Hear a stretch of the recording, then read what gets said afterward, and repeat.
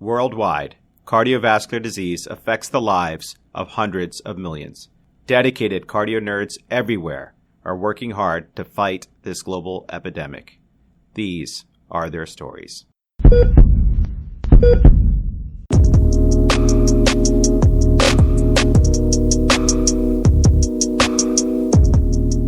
Cardio Nerds, Dan and Carine here. Thanks for tuning in. We had such a blast recording episode 7, our case discussion on cardiac amyloidosis. If you haven't already, check it out. It lays the groundwork for episodes 8 and 9. Amit's pulse check in episode 8 with Dr. Paul Kremer at the Cleveland Clinic was riveting. Today, we will continue with our third episode in the cardiac amyloid series and hear from two fabulous Hopkins cardiologists, Dr. Virginia Hahn and Dr. Joban Vaishnav. But before we jump in, remember this podcast is not meant to be used for medical advice. The views expressed here do not necessarily reflect the opinions or policies of our employers. The goal is to simply enjoy learning more about cardiology directly from experts like our guests today.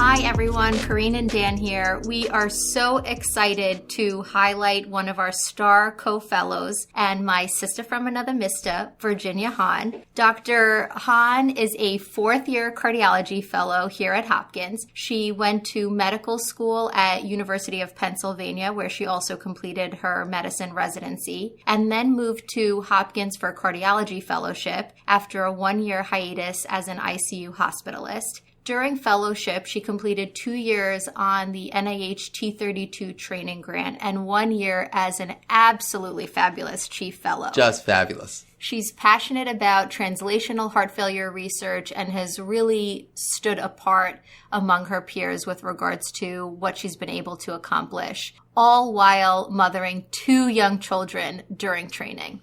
That's right, Virginia. We are so excited to have you. I actually have known Virginia for many years.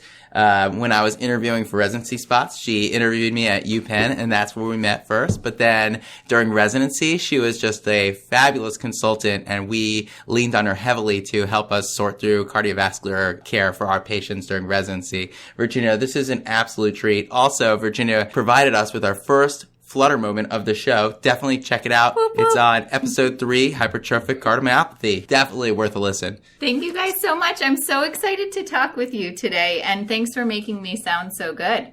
It is easy. Effortless. Done.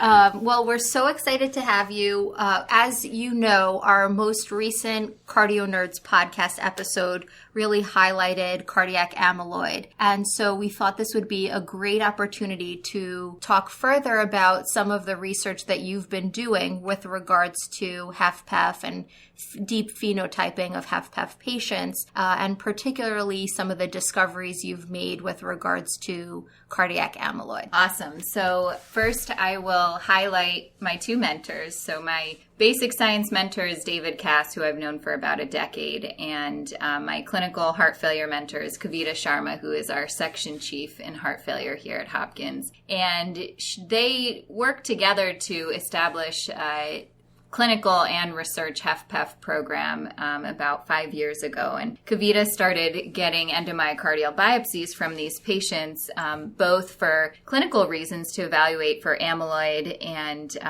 also myocarditis and fibrosis, inflammation, and then also to use some pieces of tissue for research purposes. So we have a variety of molecular analyses that we're working on now as part of our deep phenotyping in HFpEF project. But because of the prevalence of amyloid in our HFpEF cohort, we've actually now started looking at the overlap in protein kinase G and protein quality control in amyloid. So we've actually received a couple of foundation grants to further that work. We have a paper now that I've presented the abstract at a couple of meetings, and we just submitted the paper. And here we really focus on the first 108 HFpEF patients. So these are patients who are deemed to have HFpEF based on seeing a provider in clinic who is an advanced heart failure specialist. So these patients, really the other causes of dyspnea and lower extremity edema are excluded. So these patients are all referred to the cardiac catheterization lab for invasive hemodynamics and endomyocardial biopsy. And in the first 108, 15 of them, or 14%, had cardiac amyloid. And the vast majority of these patients had transthyretin, which was in 73%. So out of those 11 that had transthyretin cardiac amyloid, 7 of them were wild type and 4 were mutant. And how many of these patients were known to have or presumed to have amyloid prior to biopsy? Yeah, so about half of them were suspected to have amyloid based on clinical screening or clinical gestalt. None of them were known to have amyloid. We actually had 2 really interesting cases. One was a patient who had multiple myeloma, whose amyloid turned out to be wild-type transthyretin, which we would have never figured out unless we had biopsied him. And we had one person who actually had a negative nuclear pyrophosphate scan, but the person had a familial history of amyloid neuropathy. And so because the suspicion was high, we biopsied that person, and that person did turn out to have hereditary TTR. So it is difficult to determine how many would be clinically suspected in other settings because we are a tertiary referral center, but it was about half. And when we look at expert screening guidelines, just under half of our patients would actually not have been captured based on those screening guidelines because they would have been too young and the hypertrophy would not have been severe enough. The other really interesting thing we found is that strain imaging, so relative apical sparing on strain, meaning that the apex contracts better than the base of the heart, is a hallmark of cardiac amyloid. And actually, we just in the echo lab yesterday had a case like this. But it turns out that this is more often seen in patients with cardiac amyloid who have reduced ejection fraction. And when you actually read the papers about this data, patients with HFpEF it's known that this marker is less sensitive when the patient has heart failure with preserved ejection fraction. So we found that it was not sensitive in those patients. Oh, because that makes sense because strain is really detecting early signs of contractility issues. Totally. And these patients have HFpEF. Right. So at least grossly, they don't have contractility issues or systolic dysfunction. So that's very interesting. Are there other markers on echo that are more specific to HFpEF and amyloid? Yes. So when you compare the groups, non-amyloid HFpEF versus amyloid HFpEF, they did have higher LV mass. One of the challenges is now, because our patient population have become more and more obese, is just how we normalize that. But the LV mass was higher. And then 2 other interesting things that we found were that troponin and NT-proBNP were significantly higher in the amyloid patients. If you look at the troponin particularly, it was really striking the difference between the number of patients with a detectable troponin level in the amyloids versus the HFpEF. And the troponin and BNP elevation is not different among different amyloid subtypes? You know, that's something that we didn't look at. That's a really great question. The subgroups get pretty small. AL, we had 3 patients, and then we did have 1 patient with AA amyloid. So we haven't looked at that, but that's a good idea.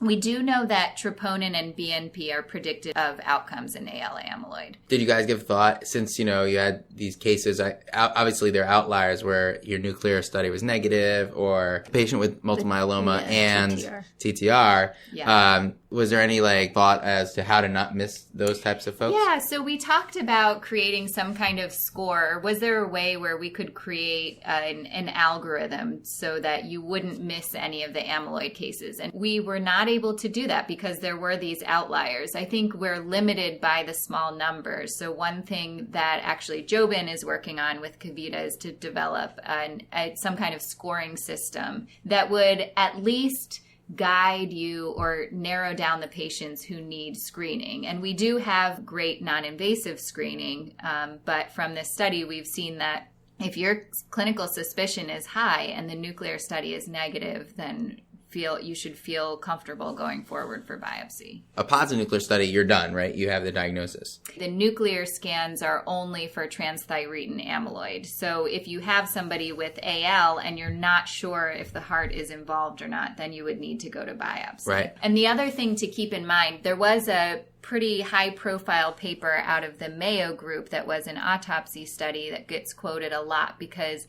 19% of their HFpEF patients had amyloid. But you have to actually read the paper to see that many of the patients had mild infiltration of amyloid that would not account for clinical cardiac amyloidosis. And so we actually made it a criteria that you had to have at least moderate infiltration, interstitial infiltration with amyloid to be diagnosed as cardiac amyloidosis. That makes sense. That makes sense. Now, among those patients that you identified cardiac amyloid on biopsy, can you tell us a little bit about the features of those patients with regards to sex and comorbid conditions, age?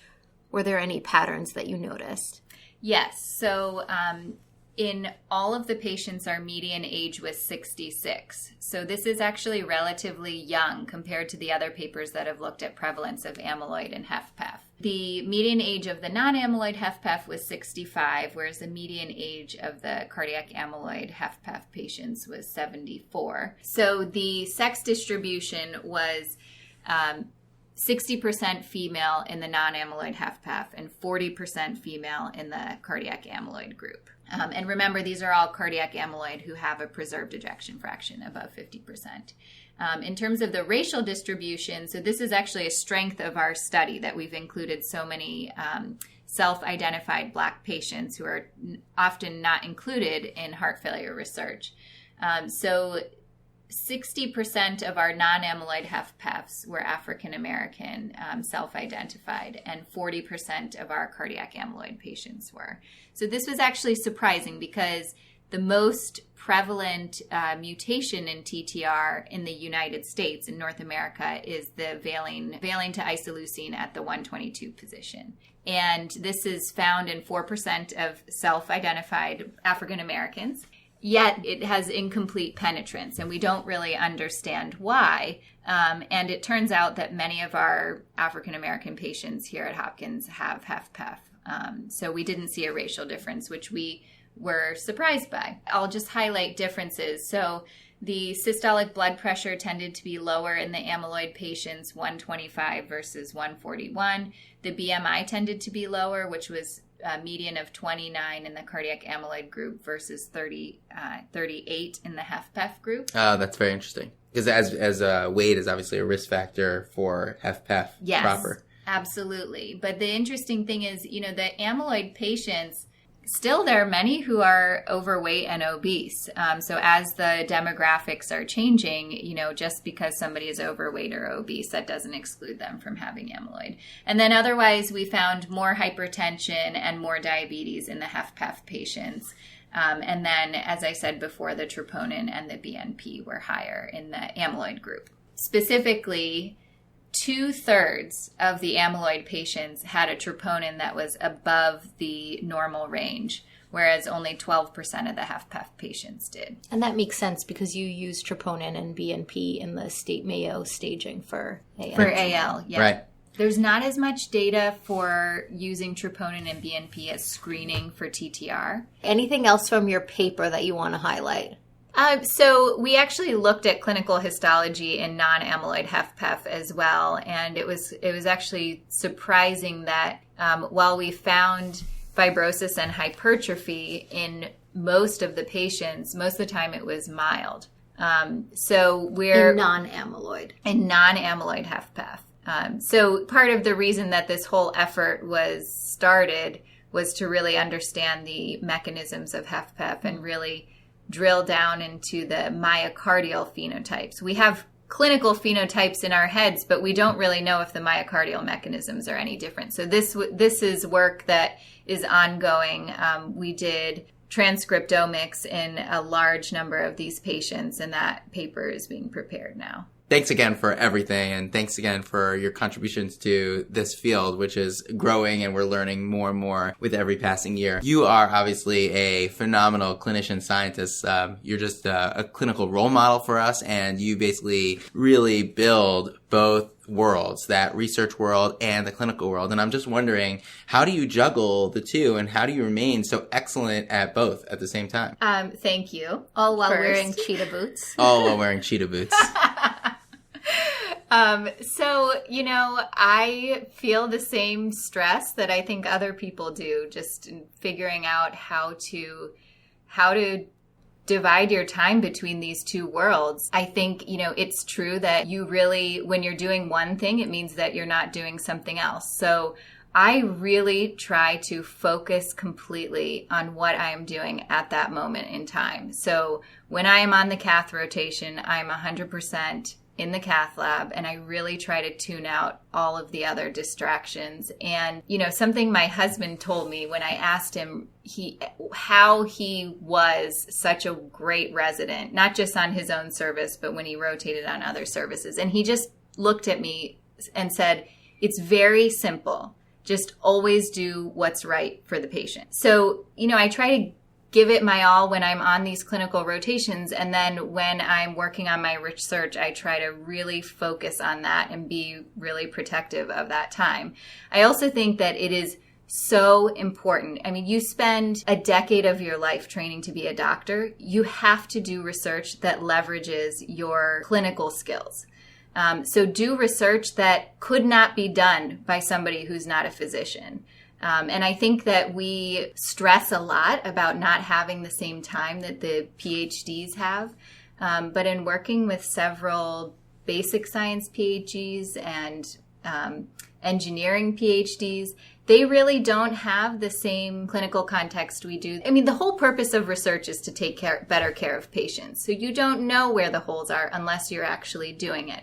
And we absolutely need each other. So these foundation grants to study amyloid, I basically worked on with a junior faculty member here named Mark Ronick.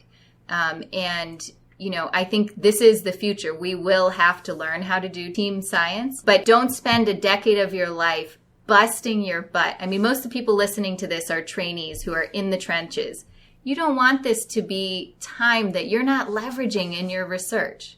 So that's really important. And that's one reason why when I went back to the lab, I told David, I really want to focus on human tissue and human mechanisms. Well, thank you for that. That was a terrific answer. Yeah, and very inspiring. And personal. You did great. Thank you very much, folks. That's the show. Thank you so much for having me on the show. It was such a delight. Hi everyone, Dan and Carine back here, and so excited to continue our discussion on cardiac amyloidosis with one of our heart failure colleagues here at Hopkins, Dr. Joban Vaishnav. Joban completed her undergraduate and medical school training at St. Louis University. She has since been at Johns Hopkins for a residency, cardiology fellowship, and advanced heart failure fellowship. Her early research pursuits were in heart failure with preserved ejection fraction.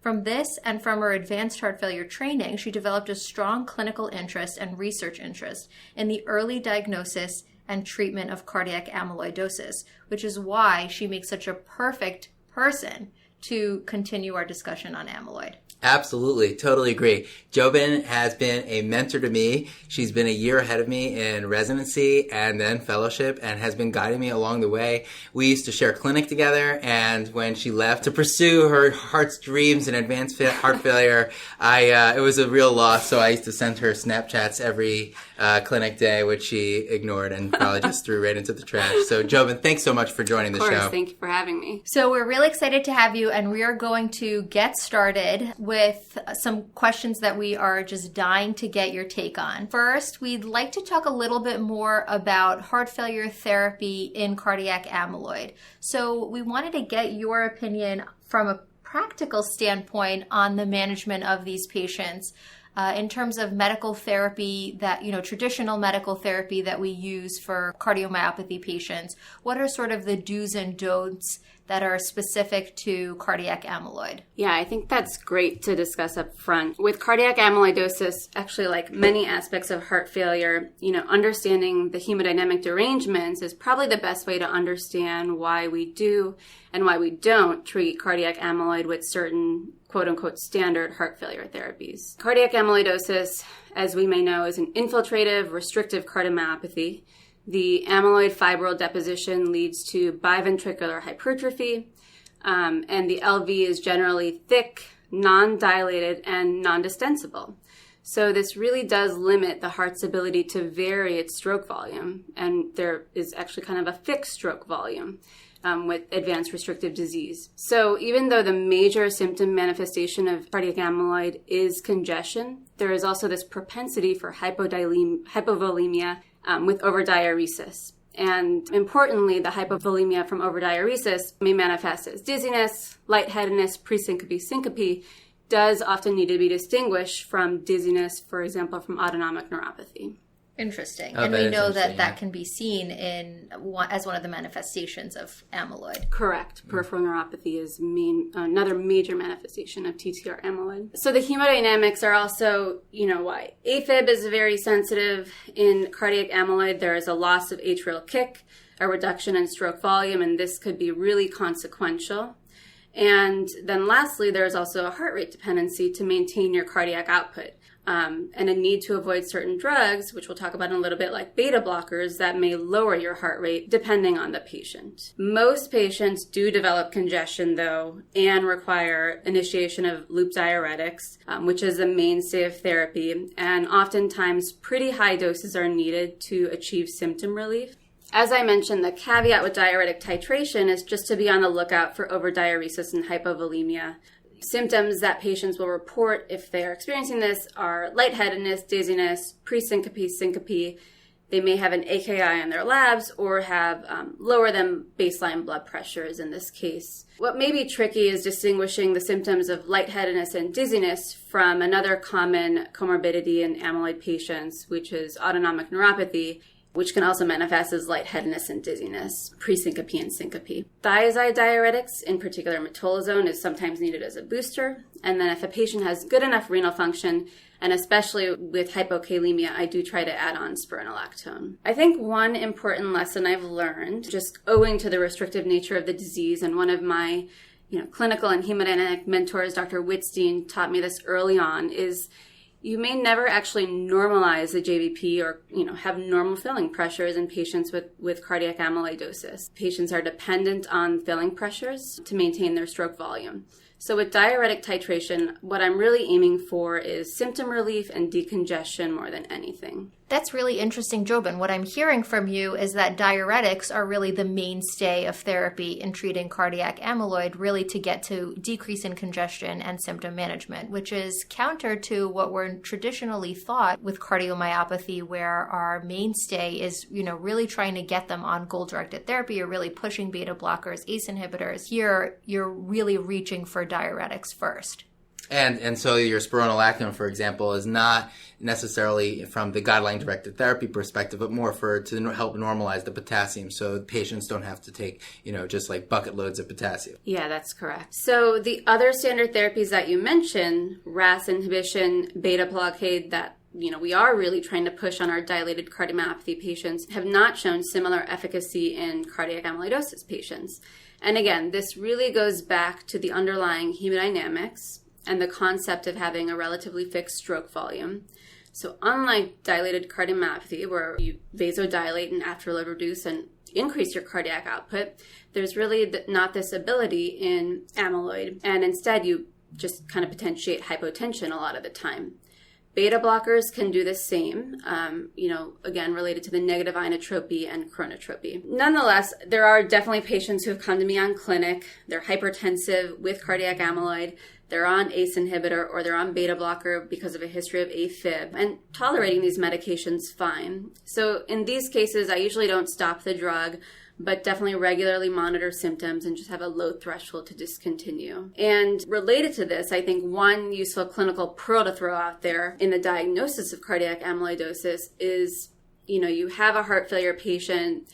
diagnosed in the hospital, of course, everyone wants to start guideline-directed medical therapy, and you may not have diagnosed amyloidosis at this point. Well, a clue that this may be amyloid is if a patient tanks when you start low-dose beta blocker or ACE inhibitor, and it should just prompt you to think about if that is what's going on in the etiology. So that was a great summary of traditional cardiac medications and how they differ in the treatment of cardiac amyloid. But what's really exciting about this particular disease entity has been, I think, the advent of novel therapies, particularly for TTR, which is why there is now such a greater push to diagnose this disease at an earlier time now that we have a therapy.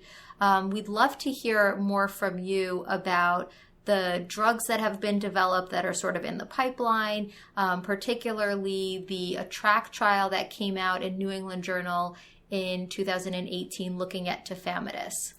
Yeah, I think this is what's incredibly exciting about diagnosing and treating amyloid in this era.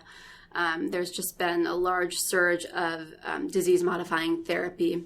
Before we kind of dive into tafamidis and ATTRACT, I think it's important to review what we're targeting here, which is the transthyretin protein. Transthyretin, it's a transport protein. It's synthesized in the liver, and it comes together to form a tetramer, just kind of like a four-leaf clover in its natural state. So with TTR, cardiac transthyretin, the issue is it destabilizes and dissociates into monomers, misfolds, and then deposits as amyloid fibrils in various organs, but as we talked about, particularly the heart and the peripheral nervous system. So this can happen either due to a pathogenic mutation, such as invariant TTR amyloid, or not due to a genetic mutation in its natural state, which is called wild-type TTR amyloid. So all the different therapies that have emerged in the past few years target different parts of this pathogenic pathway by either suppressing TTR formation, in the case of tafamidis and others, stabilizing the TTR tetramer, or by degrading the amyloid fibrils that have already deposited. Moving on to tafamidis, so it's a TTR stabilizer, and as of 2019, after ATTRACT, it was kind of fast-tracked. It's the only FDA-approved therapy for the treatment of cardiac amyloidosis. The ATTRACT trial was a phase 3 clinical trial. It looked at tafamidis versus placebo in both variant and wild-type TTR cardiac amyloid patients. It's a once-a-day PO medication, and mechanistically, it works by binding the TTR tetramer with a very high affinity, and so it basically inhibits a step where the tetramer dissociates into monomers, which is the rate-limiting step of that cascade. So ATTRACT, it was international, placebo-controlled, like I mentioned, and patients enrolled either had New York Heart Association class 1 to 3 heart failure. So the trial did exclude class 4 heart failure patients. The primary endpoint was mortality and cardiovascular hospitalizations, but key secondary endpoints were improvement in the KCCQ and 6-minute walk test. What's the KCCQ? It's the Kansas City Cardiomyopathy Questionnaire, basically focused on quality of life. Really commonly used in all heart failure trials. Thank you, guys. Okay, I was asking for the audience, okay? Don't look at me like I'm so stupid. So judgmental. Heart failure people. So commonly talked about with the ATTRACT trial is their really unique statistical method for analysis. So I thought we should mention it here. It's the Finkelstein-Schoenfeld method. I love this method. Tell me more. It calculates a win ratio. But really, I think this method capitalizes on rare disease and a small cohort. It really increased the sensitivity and power of the trial endpoints and prioritized the importance of mortality and morbidity. So in, usually composite endpoints, you'll look at all of them together. Finkelstein-Schoenfeld is hierarchical, so it'll prioritize death, and then it's like a ladder that you go up for endpoints. So it allows you to sort of say this endpoint is more important than this endpoint, etc. You're crushing your stats class. No, we didn't learn this in stats, but I love this method. Oh, very good. I'm not cutting that out. That you love the method. You're going to be a real nerd now. So in terms of trial endpoints, tafamidis was shown to reduce mortality by 30% compared to placebo. That generated a number needed to treat of about 7.5 just to prevent one death.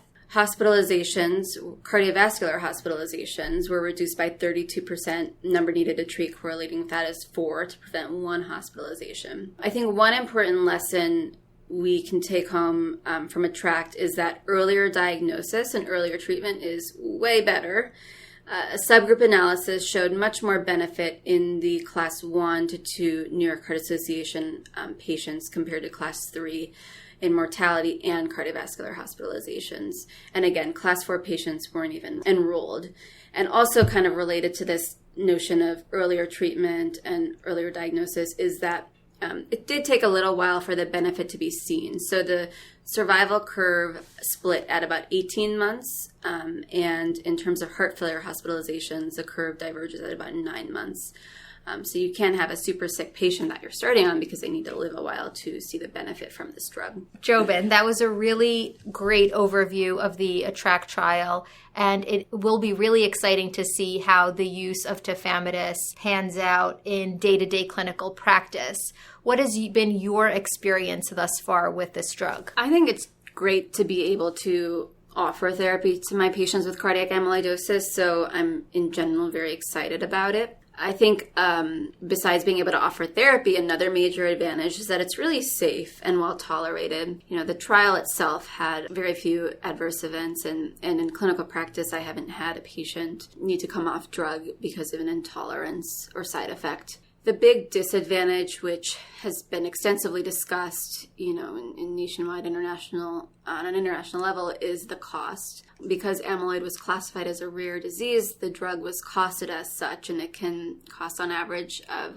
$250,000 per year. Oh, wow. And it's by far the most expensive cardiovascular drug on the market. So I think there really needs to be headway made in this front, especially if we diagnose amyloid in more and more patients as we expect to do so. It will no longer be the rare disease that we have classified it as. Absolutely. Mm-hmm. And so I know tafamidis sort of at this point is the coolest kid on the block, the one that we probably hear about the most, but tell us about the other TTR stabilizers. Yeah, there are other stabilizers that are hopefully coming down the pipeline. AGT10 was recently published about in a phase 2 clinical trial, and there's an ongoing phase 3 clinical trial. And the mechanism is interesting. It mimics a mutation that has been found to be a super stabilizer of TTR. In the phase 2 clinical trial, it was deemed safe and did reduce the rate of that tetrameric dissociation that we talked about was kind of this integral step in the cascade in both mutant and wild type TTR amyloid. So it'll be exciting to see what comes of further trial data. It's an oral drug as well, which is another advantage. And diflunisal is kind of the old kid on the block, I guess. It's an NSAID and kind of a non-selective TTR stabilizer. It's shown modest benefit in cardiomyopathy and has been shown to slow progression of neurologic impairment in those affected by neuropathy. I think the use in cardiac amyloid is a bit controversial because of the long-term side effects of NSAID use. We tell all of our patients avoid NSAIDs, all of our patients with heart failure to avoid NSAIDs, and that has been shown with diflunisal, reduction in GFR and volume retention. So it has to be a select cohort that gets this drug. That's pretty important to know. So tafamidis, AG10, and diflunisal, as you mentioned, are TTR stabilizers. But what about agents that are particularly working to suppress TTR production? Yeah, this has been an exciting time for amyloid as well.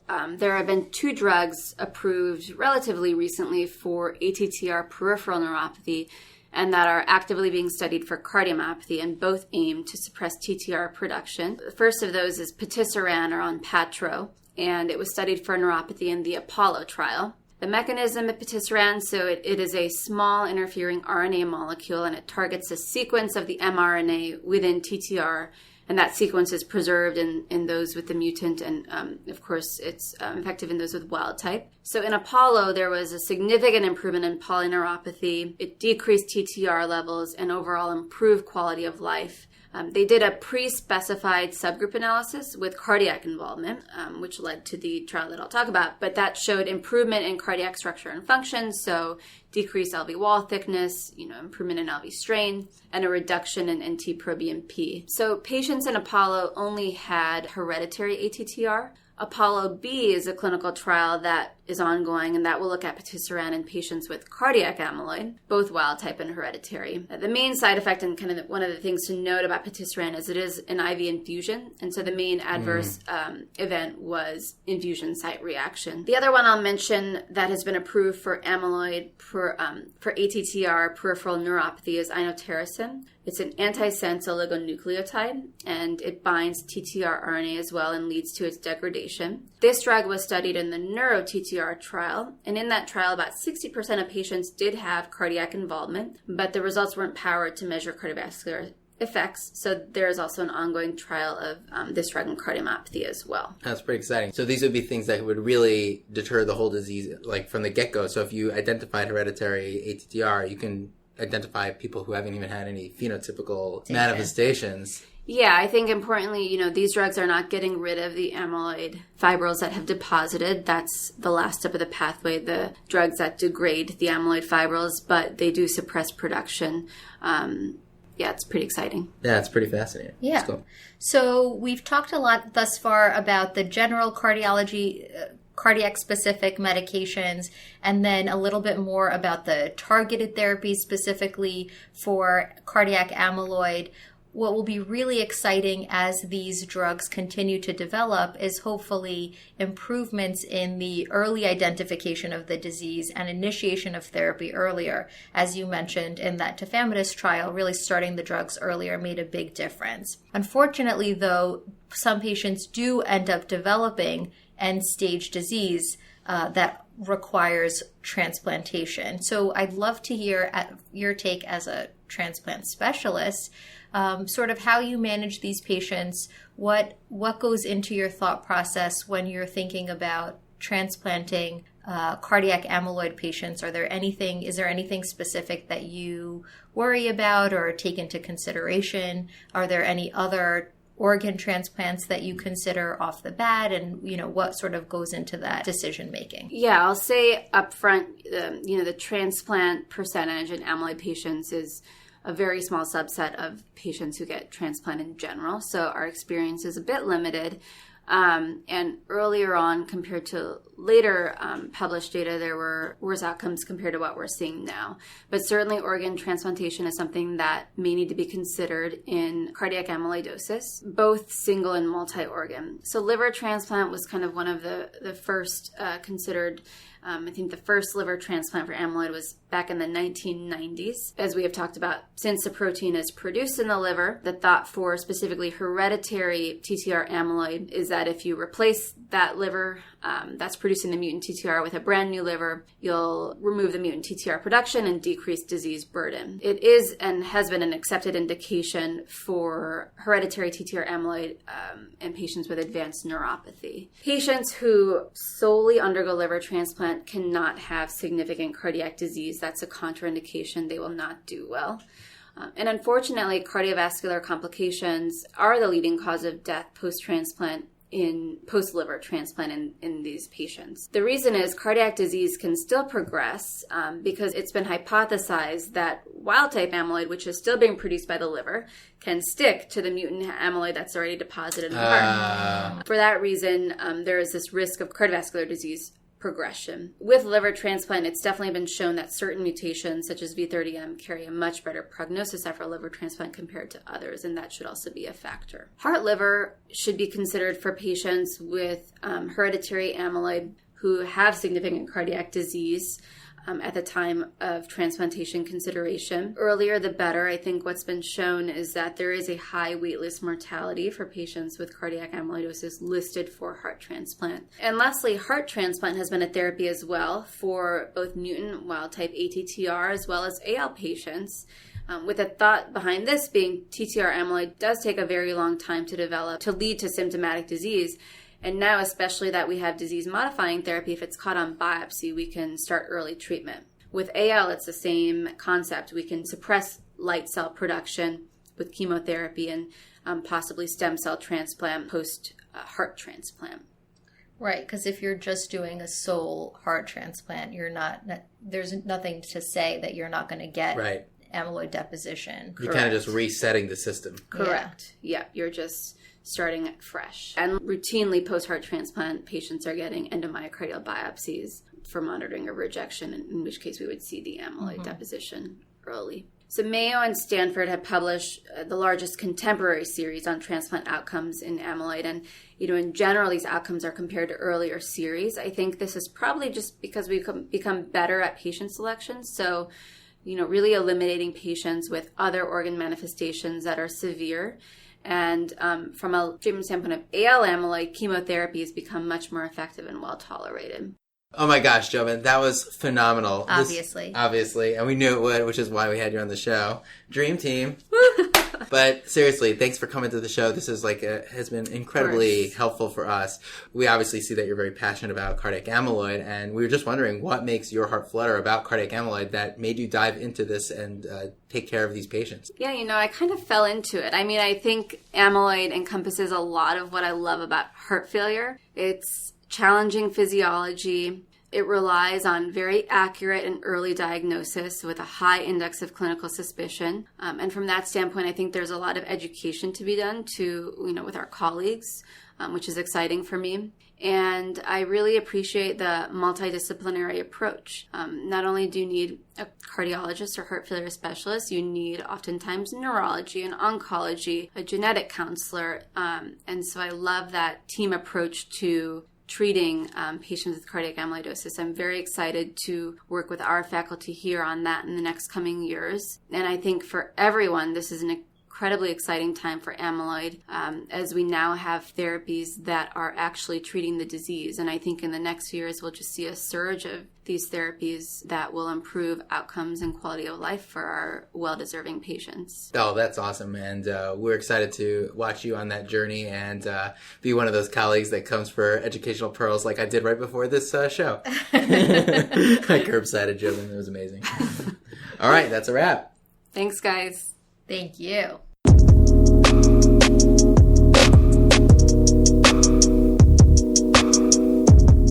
Well, that brings us to the end of our show, so it's time to make like an S2 and split. You can follow us on Twitter at CardioNerds. Don't forget to check out the amazing illustration that Carine prepared for y'all at www.cardionerds.com, and please share what made your heart flutter this week. Send us a clip to cardionerds@gmail.com. If you enjoyed the show, be a nerd and spread the word. And now, a flutter moment.